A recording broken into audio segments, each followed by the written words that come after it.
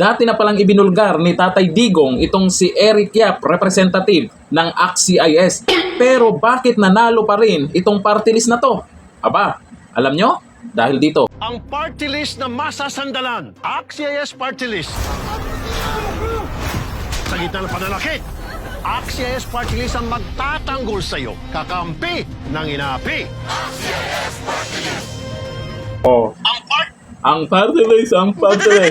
Tulpo Pamor. O ayon dito sa balita po, ibinulgar na dati ni FPRRD noong December 28, 2020, mismong si dating Pangulong Rodrigo Duterte ang nagbunyag na si ACT-CIS Representative Eric Yap umano ang master manipulator ng bidding ng mga proyekto sa Department of Public Works and Highways. Kaya pala hindi sila nakaporma noon. Binasa noon ni FPRRD ang dokumentong mula sa Presidential Anti-Corruption Commission. Yan din yung binuwag yung PACC. Kaya pala, sabi dito, Congressman Eric Yap, ACT-CIS Party List, Legislative Caretaker of Benguet, alleged rigging of bid through his agent, dagdag pa ng dating Pangulo. Si Yap ay gumamit umano ng impluensya sa pagpili ng district engineer upang kontrolin ang pagbibigay ng mga proyekto sa kanyang nasasakupan. Sa kabila ng pagiging baguhan, si Yap ay umangat bilang chair ng House Appropriations Committee at vice chair ng House Accounts Committee. Dalawang posisyong mga hawak ng pambansang budget at pondo ng Kongreso. Halos 5 taon matapos siyang ituring na master manipulator ng bidding, muli na namang lumutang ang pangalan ni Yap. Yun nga, hindi nakaporma noon kay sa panahon ni Tatay Digong. Ngayon lumutang. Ngayon naman sa testimonya ni ex-Marine Orly Gotesa, dating aide umano ni Saldico, sa Senate Blue Ribbon hearing, inamin ni Gotesa na minsang nagdala si Yap ng 46 maleta ng pera sa bahay ni Ko sa Valle Verde, kung saan 35 sa mga ito ay inilipat umano sa mansyon ni Martin Romualdez sa Forbes Park.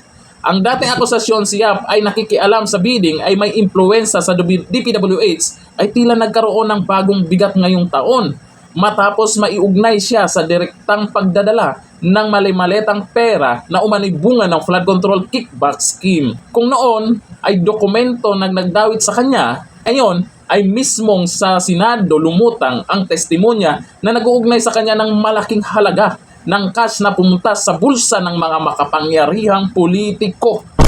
Aba, asahan po natin na itong nagsalita na dating sundalo, kaliwat kanan po ang paninira dyan. Let's back talaga yung mga, siyempre may mga supporter din yung mga nabanggit niya. Hahanap ng paraan yan para ipalabas na huwag kayong magtiwala dyan. Sus nako, maraming sumaludo po sa ginawa ng dating sundalo na to. At yung katabi niya na gumaganon-ganon, aba, alam natin na sumang-ayon. Ito, ayon kay Charis Elitro, the end of Tulfo Brothers. Ako, sabi ni Ariel Palomeno, tapos sasabihin ng iba mas maraming kurap daw sa panahon ni Digong, nagbalikan lang sila nung si Marcos na naupo. Yung mga kurap, yung mga buhaya, nandyan lang yan. Kahit sino yung administrasyon, nandyan lang yan. Gagalaw lang yan kung weak ang leader. Gagalaw lang yan sa tamang panahon. Ay malamang, ngayon gumalaw ang mga yan. Kasi noon, nandyan lang yan. Sa kay dating Pangulong Duterte, o kagaya niyan, binuking na to, nakaporma ba? Diba? Ngayon, nagbabalik sila. O sabi ni Valimar Alejandrino, di ba itong ACT-CIS ay party list ng mga tulpo? Oy, nagtatanong siya ha.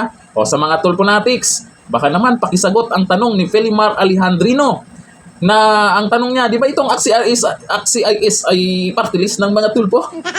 O sabi ni Grido Pianyar, kaya pala galit sila kay PRRD. Doon pa naman, galit sa mga Duterte yung mga yan. Sabi ni Jinky Torbolencia, kaya naman pala lakas ng loob ni Senador Erwin Tulfo sabihin, bendalo, samantala sila ang nagpapatupad ng batas. Silang nagpapatupad ng batas, sila gumagawa ng batas. Itong Tulfo nyo, Tulfonatics, bendalo daw O sabi ni accredited person, kaya nga ang Tulfo galit na galit kay PRRD. Sabi ni Vice Biang, dapat ipatulpo na yan si Tulfo. Pwede kaya yun? Ipatulpo si Tulfo? Nako, mabilis lang yung isumbong, ano ba yan? Rapid Tulfo in action? Mabilis lang yon pag away ng pamilya, tapos nag-viral sa social media. Aba yan, sumingaw na, nagsingawan na, at iba, naglalaglagan na, damay-damay na sa karma. Sige, dito na lang, thank you.